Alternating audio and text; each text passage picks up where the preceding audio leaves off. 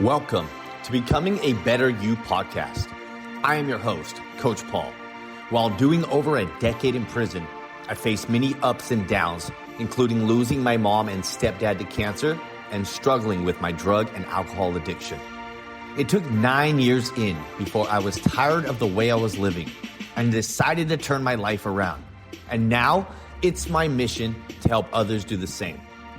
For the past 3 years, I've built an elite online fitness platform to help others gain control over their mindset, health, and fitness so that they can overcome all of life's obstacles.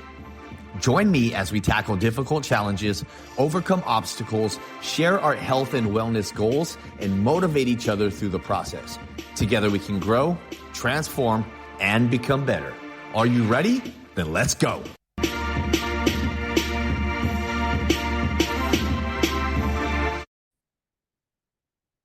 What's up? What's up? Once again, it's your boy, Coach Paul, coming at you live and direct. Look, I just wanted to clarify something real quick before we move into this podcast episode. These podcasts are being recorded in my private personal training facility. I am on a busy street. I've got a loud barbershop next door to me. So if you hear noises in the background, I'm going to do the best I can to edit these, but I am not in a professional podcasting studio. I do not yet have that. Eventually, me and my girlfriend will buy a house and I will build a dope podcasting studio so that I can give you guys such incredible value that you just can't help but want to listen to all my episodes. But for the time being, as we move into this podcast, you're going to have to just deal with that. I'm going to do the best I can to edit these. I'm learning as I go. My goal is just to make a huge impact in the world. And sometimes in order to make that huge impact in the world, I just got to move forward. I got to take action and just learn along the way. So bear with me on that. That being said, for today, first off, welcome to the Becoming a Better You podcast. I'm Coach Paul. I'm your host, and I'm excited to have you here. So today I want to kind of talk to you. On our last episode, I talked about my childhood. I talked about how I got from being a young little child trying to do the best he could in the world to becoming an angry person that got incarcerated for the first time at 15. And I just wanted to give you a brief synopsis of my teen years, right? So as I said in the last episode, when I was 15 years old, I got in a fist fight with my younger brother. I was on drugs. I was angry. I had learned from my parental figures that the way you dealt with frustration and anger is with more anger, with more frustration, with violence, with using physical activity against others. And because of that, I got arrested for the first time at 15 years old. I went to juvenile hall. And when I went to juvenile hall, I sat there for about 5 or 6 months. During the time sitting there 5 or 6 months, I was in a few different fights. I got in a few different situations. The staff there are not nice. In fact, the staff there actually beat me up twice and messed me up pretty good, kind of messed up my rib cage, slamming against the wall, slamming on the floor. It was not a good experience for a 15-year-old kid. And so what ended up happening is after 5 or 6 months, they ended up giving me house arrest, which is an ankle monitor. They gave me the house arrest bracelet. They let me out. I went to a continuation school because I'd been kicked out of high school because I was incarcerated. And I went to this continuation school, and there were more troublemakers like myself there. And since there were more troublemakers like myself there, I began using more drugs. I began selling more drugs. I began engaging more criminal activity. And eventually my probation officer was tired of my behavior and arrested me again, took me back to juvenile hall again. And I sat there for another 3 to 4 months until they placed me in a boys' home. And this was a Christian-based drug rehabilitation program for youth. And they placed me in this home with a bunch of other troubled youth. And I was supposed to be there for 90 days.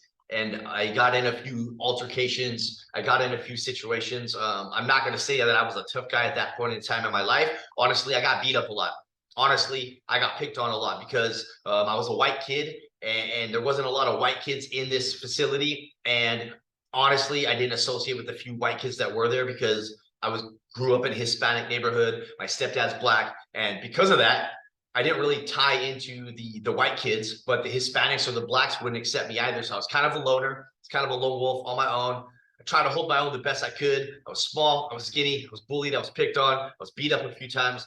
I ended up getting kicked out of both 2 houses, and I got moved to the 3rd house.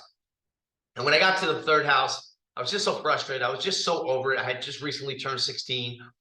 and I got into an argument with my teacher, and I actually threw one of those desks. You know those desks that it's a chair and it's got the desk seat, it's got the desktop attached to the seat. So I threw that, like I flipped it over really hard in class. I got kicked out of class because of that. And a couple of days later, they took me to a therapy session. We used to go to weekly therapy sessions. And when I walked out of the therapy session, there was my probation officer and another police officer. They told me to get against the wall. They handcuffed me and took me back to juvenile hall. I sat in juvenile hall for another couple of weeks, and then they let me out. So now I'm 16 years old. I go back to my mom's house. And when I get back to my mom's house, she tells me straight up. She said, if you behave yourself, you can stay here. If you behave yourself, you can stay here. And I chose not to behave myself. I chose to bring drugs into her home. I chose to bring criminal activity into her home. And she found out, and she told me I had to leave. So I went and stayed with some friends that were, it was the cool house, right? The mom let us smoke weed, let us drink, didn't really care if we went to school. As long as, you know, we cleaned the house and we didn't bring no trouble. And so I lived there for a little while until eventually my addiction to hard drugs took control over me, and she kicked me out as well. So now I'm 17 years old and I'm homeless for the first time. So at 17 years old, I dropped out of high school. I became homeless for the first time, and I would wander the streets. I would sell drugs. I would steal. I would commit different criminal acts in order to feed my drug habit. And so what ended up happening was I was sleeping on park benches. I was sleeping in friends' carports. I was sleeping in garages, sleeping on couches. I would give people drugs in order to let me stay at their house. Like I'd come over and be like, look, I got a bunch of drugs. If you let me stay here for the night, we could just get high all night. And I would just like do that until it would run out. And eventually it ran out. And eventually I ran out of drugs. And I remember, man, I ended up in the mental hospital a few times. Maybe I'll talk about that a little bit more on future episodes, but I ended up in the mental hospital a couple of times because the drugs ran out, the voices were loud, the shadow people, the things that happen when you don't sleep for periods of time. And I just lost my mind in a couple of different situations. I ended up in mental hospitals between 17 and 18. I went to the mental hospital a few times, and I just struggled a lot. My teenage years were not easy. Between incarceration and drug addiction and being homeless, it was not easy for me. And I developed a callus on my heart. I developed a callus on my soul. I just stopped caring. I stopped caring whether I lived or died. All I wanted to do was get high, commit crimes, and just keep going. I was in and out of juvenile hall. I was in and out of mental hospitals. And it just was not the lifestyle I should have been living as a 16, 17, 18-year-old kid. By the time I was 18, I went to jail for the first time. And in later episodes, I'll talk more about me going to jail for the first time, talk more about me going to prison for the first time. As we continue with these podcasts, my goal is just to tell you a little bit more about myself so that you can understand what got me to the point of where I am today. So as you heard in today's episode, basically, I was a troubled teen. Juvenile hall, boys' homes, mental hospitals from 15 to 18. So it's a 5-year period. I spent more time in a locked down situation, incarcerated in some sort, than I spent free. I spent a good portion of my time when I was free, homeless, wandering the streets, sleeping in carports, sleeping at the local college, sleeping wherever I could. And that's when I slept. And I struggled a lot through my teen years. And it made me very angry. And it led to me acting out in ways further on in my life that would hold me back for a very long time. And the reason why I say all this is because we live in a society today where our youth are not being given the opportunity to express themselves. We live in a society today where our youth are not being given the proper tools. Social media is not giving them the positive impact they need. Our parental figures are not showing us how we need to live our lives. You, as a parent, have an obligation to your child to make sure that they do not end up in situations that will hinder their growth and stop them from being happy, right? And it's important for me to share my story of everything I went through in order to impact as many lives as possible.